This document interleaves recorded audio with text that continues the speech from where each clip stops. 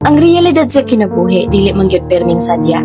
Dili permitang wala ra kaayoy problema. Dili perming okay. At some point, maabot yun ta sa kakapoy. Makaagit ang mga kasakit, mga discouragements, usahay makabati tag kawalay gana.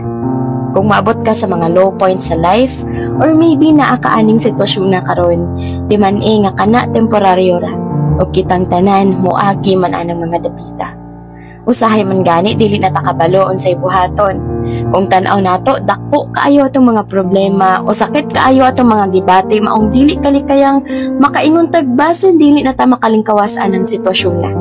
Pero kanunay huna-hunaa nga kanang tanan temporaryo ra, makaya nimo bisan lisod. Salig ug ayaw pawala sa paglaom. Nga sunod adlaw o basin puhon, ikaw magmalampuson. Puhon, ikaw na makabangon. Puhon, ikaw na sad ang paboran sa panahon.